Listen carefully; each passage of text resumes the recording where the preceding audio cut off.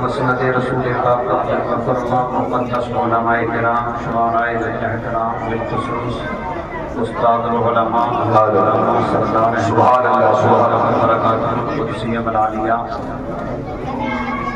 محفل میں تشریف فرما قابل قدر محترم بزرگوں دوستوں عزیز ساتھیوں پیارے بچوں اسلامی رشتے کی رشتہ دار پردہ نشین خواتین کے حرام السلام علیکم ورحمۃ اللہ وبرکاتہ بسم اللہ الرحمن الرحیم نحمده ونصلی ونسلم علی حبیبہ الکریم اما بعد فاعوذ باللہ من الشیطان الرجیم بسم اللہ الرحمن الرحیم والذین اوتوا العلم درجات آمنت باللہ صدق اللہ مولانا العظیم بلند آواز کے ساتھ درود پاک شریف پڑھیں اللہم صلی علی سیدنا و مولانا محمد وبارک وسلم صلو علیہ صلاۃ و سلام علیک یا سیدی یا حبیبی یا رسول اللہ صلی اللہ تعالی علیہ وآلہ وسلم۔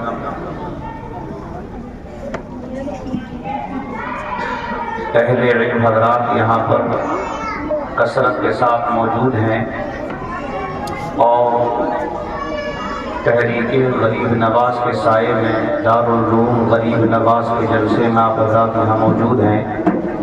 حضرت علامہ معین اختر صاحب قبلہ ہمدانی اس کی رات و دن کوششیں کر کے محنتیں کر کے آپ کے ہمارے لیے ہمارے بچوں کو تیار کرتے ہیں اور آج وہ وقت آیا ہے جو آپ دیکھ رہے ہیں کہ یہاں پر دو بچے تیار ہوئے ہیں اور وہ دونوں اسی بستی کے ہیں جس بستی میں یہ مدرسہ قائم ہے۔ ہوتا کیا ہے کہ بستی والے اکثر اپنے بچوں کو ادھر ادھر تعلیم دلانے کے لیے بھیج دیتے ہیں اور جو جگہیں بنیادی طور پر ہوتی ہیں وہ پڑھانے والے بچوں سے محروم رہتی ہیں اور خالی رہتی ہیں۔ یہ آپ کا حسن ظن ہے کہ آپ نے یہاں پر اپنے بچوں کو بھیجا اور یہ آپ کے ساتھ علماء کا حسن ظن ہے کہ انہوں نے آپ کے بچوں کا وقت برباد نہ کر کے انہیں کامیابی کی دہلیز تک پہنچا دیا۔ یہ بات ذہن میں رکھیں، جب تک انسان کا ذہن صاف ستھرا نہیں ہوتا ہے اور وہ کسی چیز کو قدر کی نظر سے نہیں دیکھتا ہے تو اس میں چاہے سینکڑوں خوبیاں ہوں، ہزاروں ہوں، لاکھوں ہوں یا بے شمار ہوں، آپ یقیناً اسے کمزور ہی پائیں گے۔ اور جب آپ اپنا ذہن رکھیں گے، اپنے اندر صلاحیت رکھیں گے اور آپ کے دل کے اندر خوبیاں ہوں گی اور خامیاں نہیں ہوں گی، یوں کہہ دو کہ حسد کا مادہ نہیں ہوگا تو آپ میں وہ خوبیاں نظر آنے لگیں گی اور جس کو آپ محبت سے دیکھ رہے ہیں اس کے اندر بھی وہ خوبیوں کی جھلک آپ کو ملے گی۔ ہمارے اندر خوبی پیدا کرنے کی جو سب سے بڑی بنیاد ہے وہ حسد ہے۔ حسد کی بنیاد سے ہم خوبیوں سے محروم رہ جاتے ہیں۔ اب دیکھو یہاں جتنے علماء بیٹھے ہیں سب کے مراتب اللہ نے الگ الگ بنائے، سب کے کام اللہ نے الگ الگ بنائے، سب کے لیے اللہ نے جو انعام اپنی رحمت سے رکھے ہیں وہ انعام اس کی شان سے ایسے مخصوص ان بندوں کی جانب ہے جو جس کے لیے جو نعمت اللہ نے مقرر فرمائی اپنی رحمت سے وہی اسے عطا کی۔ لیکن سنو میرے جملے، زیادہ لمبی چوڑی گفتگو نہیں۔ دنیا کے اندر انسان ہر طرح سے زندگی گزار لیتا ہے، ہر طرح سے۔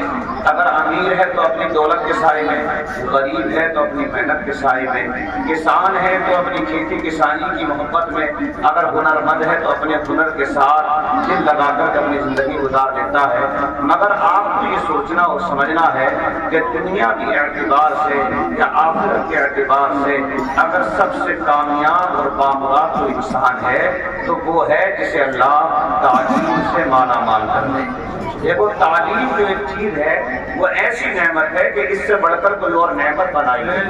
آپ قرآن پڑھیں، قرآن میں نبیوں کے فرمان پڑھیں، نبیوں کی دعائیں پڑھیں، کسی نبی نے کچھ مانگا، کسی نے کچھ مانگا، کسی نے کچھ مانگا۔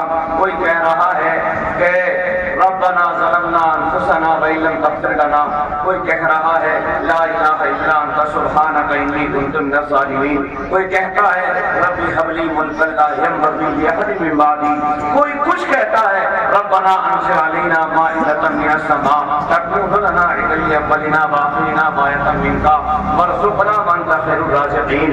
مگر جب میرے اور آپ کے نبی کی باری آئی اللہ نے فرمایا ہر نبی مستجاب الدعوات ہے، جو چاہے مانگے ہم قبول کرتے ہیں، لیکن آپ کے میرے نبی صلی اللہ نے فرمایا آپ تو ذرا زبان کھولیں، آپ ہلائیں لب، آپ کو کیا چاہیے؟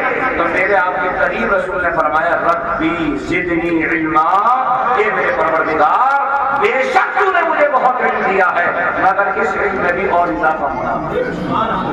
بتاؤ آپ کے نبی سے زیادہ کوئی پڑھا لکھا ہے اس کا؟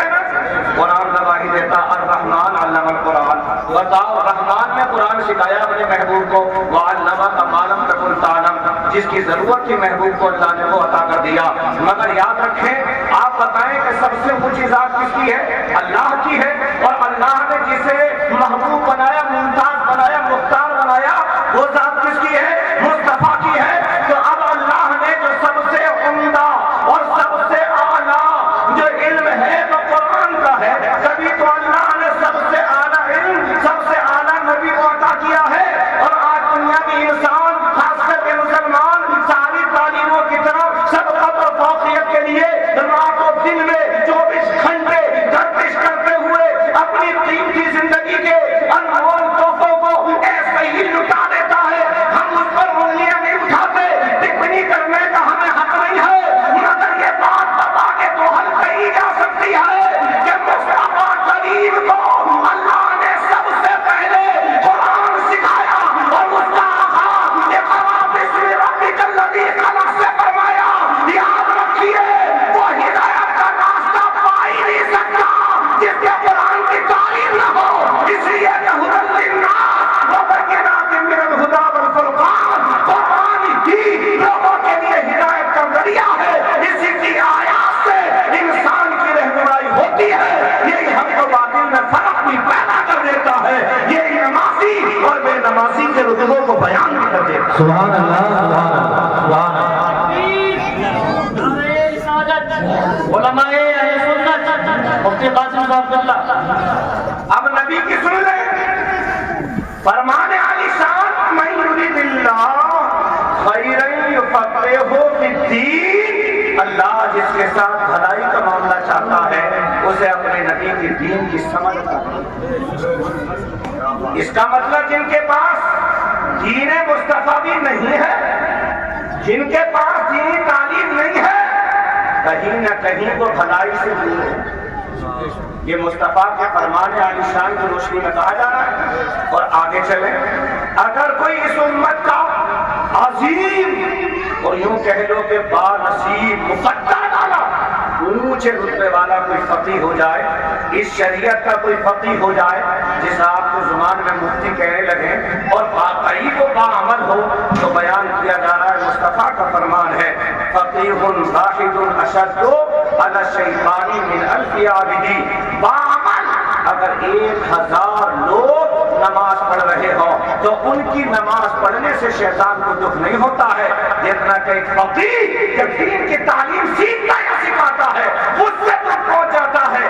اس کے چاہنے والوں نے پوچھ لیا آپ اتنا پریشان کیوں ہوتے ہیں مدرسے کے طلباء سے، اساتذہ علماء سے، کہاں نمازی تو نمازی ہیں، یہ تو اپنا کام کرتے نکل جاتے، مگر یہ فقیہ وہ ہے اگر ضد پر اڑ جاتا ہے اور شریعت کا اپنے کا محبت کا علم اٹھا کر قوم کی ہدایت کے لیے نکل جاتا ہے، تو پھر یہ اکیلا نہیں رہتا، دنیا اس کے پیچھے ہو جاتی ہے اور آواز اس انداز سے دی جاتی ہے میں اکیلا ہی چلا تھا جانب منزل مگر لوگ ساتھ آتے گئے کارواں بنا۔ یاد رکھنا ان باتوں کو، دنیا کی تعلیم سے ہمیں آپ کو دور نہیں رہنا ہے، کیونکہ جس کے پاس وہ تعلیم نہ ہو وہ بھی تو مجبور ہے، مجبور نہیں ہے؟ بولو ہاں نا، مجبور ہے یا نہیں؟ اچھا ٹھیک، اور جس پر قرآن کی تعلیم نہ ہو وہ محروم ہے یا نہیں؟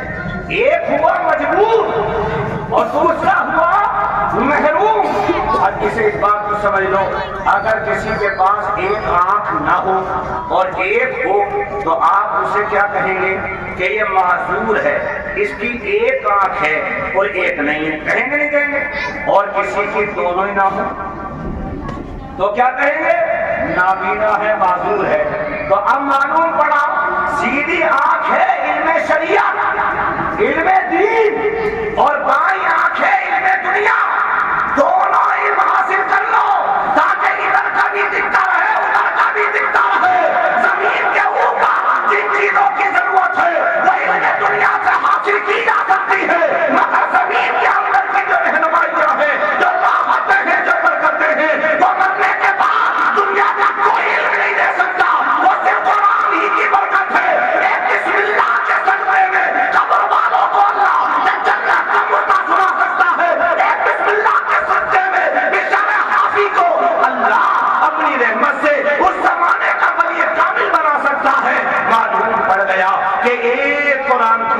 सत्ते में बालों के आदम को हिदायत देकर उन्हें इस्लाम का अकीब शान इंसान बना सकता है। तो ये नेमत दुनिया की तालीम में नहीं है, ये तो खास अल्लाह ने इनकी तालीम ही के अंदर रखा है। समझ में आई नहीं? आपको दुनिया की किसी डिपार्टमेंट में जाना है तो आप दीनी तालीम हासिल करके दुनिया की तालीम के अंदर आ जाइए, इंशाअल्लाह वो हिस्सा आपको मिल जाएगा।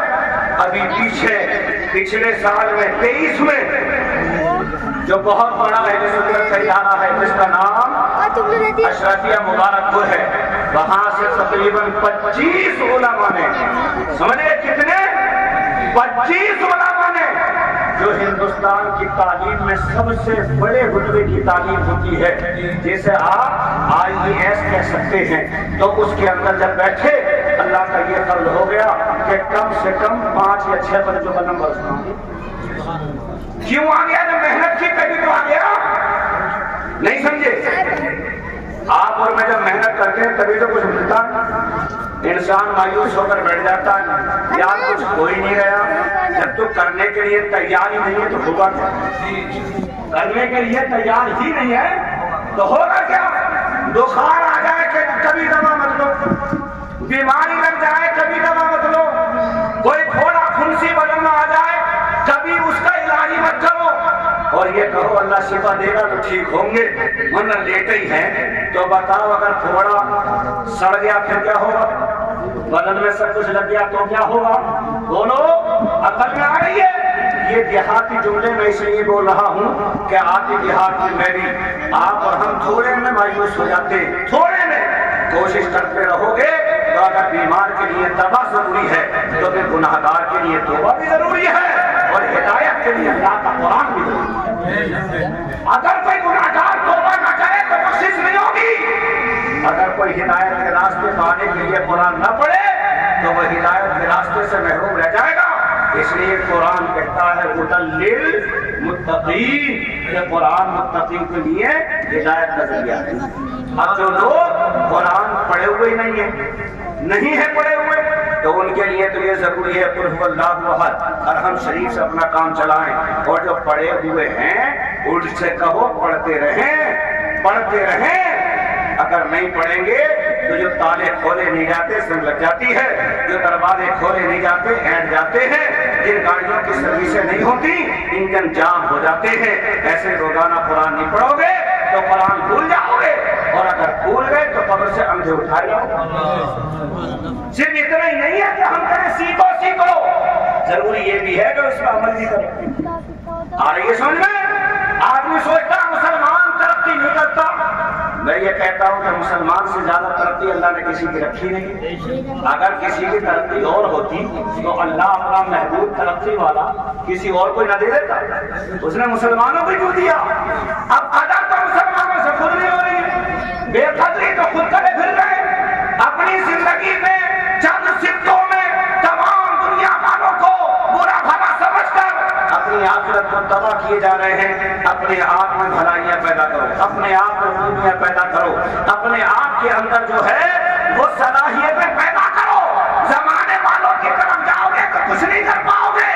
अपने आप के अंदर जब खूबियां पैदा करोगे तो जब अल्लाह आपको नवाज देगा तो जमाने वाले फिर आप ही का साथ देने वाले होंगे। और अगर ये कहोगे यार मैं ये काम नहीं करूंगा लोग क्या कहेंगे, ये नहीं करूंगा लोग क्या कहेंगे, तो 3 बातें मैं बता के जा रहा हूँ। अगर आप मालदार हो गए तो हसद करेंगे, पैसे आ गए आप पे तो हसद करेंगे, और अगर आप गरीब हो गए तो मजाक उड़ाएंगे, और अगर मर गए तो इन्ना लिल्लाहि व इन्ना इलैहि राजिऊन कहेंगे। इसके अलावा लोग कुछ नहीं करेंगे। क्या कह सकते हैं? बोलो। इसलिए अपने अंदर ये खूबियां पैदा करो। जरूरी है कि अपने बच्चों को तालीम याफ्ता बनाओ। जरूरी है कि हिंदी, अंग्रेजी, इंग्लिश, ज्योग्राफी जितनी तालीमें हैं सब सिखाओ। मुनकिर होना लाइल्मी का सबब है। हज़रत आदम को इंसान बनाकर अल्लाह ने जब दुनिया में उतारा तो 1 लाख जुबानें देकर के दुनिया में भेजा ताकि आदम की औलाद को हर जुबान आनी चाहिए। जिस जगह पर भी जाए दिन का परचम लहराना चाहिए। अगर बंगाल में हो तो बंगाली बोलो, उत्तर प्रदेश में हो तो हिंदी बोलो, अगर अंग्रेजों के दरमियान में पहुंच जाओ तो अंग्रेजी बोलो। जहां जैसे ایسی ضرورت پیش آ جائے وہاں ویسے ہی الفاظ بولو، مگر دین کی بات لوگوں سے کہہ کر اپنے مذہب کی حقانیت کو اللہ پاک مجھے آپ کو عمل کی توفیق بخشے۔ یہ بات سمجھ میں آ رہی ہے آپ کے؟ اپنے بچوں کو پڑھاؤ۔ یہ کامران صاحب کے گھر والے اگر بھروسہ نہیں کرتے مولانا معین صاحب پر، یہ بچہ حاضر ہو جاتا نہیں ہوتا تو کیا کرنا ہوتا؟ کہیں نہ کہیں بیج دن ہے، کہیں نہ کہیں کار چور یا کر رہا ہوتا کارپینٹر۔ صحیح ہے؟ آگے اگر یہ شخص بھائی نے اپنے بچے کو بھروسہ کر کے یہاں نہ بھیجا ہوتا تو یہ حافظ قرآن بنتا؟ آپ بولو اچھا یہ حافظ بن گیا تو کام کا ہوا یا نقصان ہو گیا؟ جلدی بولو، کھانا بولو۔ حافظ بن کر نقصان ہوا یا فائدہ؟ کیا فائدہ ہو گیا؟ پیسے تو ملیں گے نہیں، کیونکہ ہے ہی نہیں پیسے تو کیا ملے گا پھر؟ ارے آئے 10 دن کے بعد 14 دن کے بعد رمضان، جب مصلی میں کھڑے ہو کر اللہ کا قرآن پڑھو گے تو قرآن کا فیضان ملے گا، قرآن کی رحمتیں ملے گی۔ آخری بات بیان کر دوں، ایک صحابی رسول اپنے گھر میں قرآن کی تلاوت کر رہے تھے تو دیکھا کہ ان کا گھوڑا بھٹکنے لگا، خوب بگڑ گیا، ایسا لگتا تھا کہ کھل کے بھاگ جائے گا۔ آپ قرآن کی تلاوت روک دیں تو وہ صحیح ہو جائے، اور آپ پڑھنے لگے تو بگڑنے لگے۔ فوراً قرآن بند کر کے بارگاہ رسول میں آئے، کہنے لگے آقا ایسا ایسا ہو رہا۔ میرے نبی مسکرائے فرمایا تم اللہ کے قرآن کی تلاوت کر رہے ہو تو اللہ کی رحمتیں اور فرشتے تمہارے گھر میں نازل ہو رہے ہیں، تو اس جانور کو وہ نظر آ رہے ہیں تو اللہ کی بارگاہ میں خوشی سے دعا کر رہا ہے، مولا میرا مقدر بھی کتنا خوش نصیب ہے کہ تو نے مجھے اس کی خدمت کے لیے چنا ہے جو میرے نبی کا خدمت گزار ہے۔ آئی سمجھ میں؟ اس کے گھر میں مجھے بھیجا جو قرآن پڑھتا ہے۔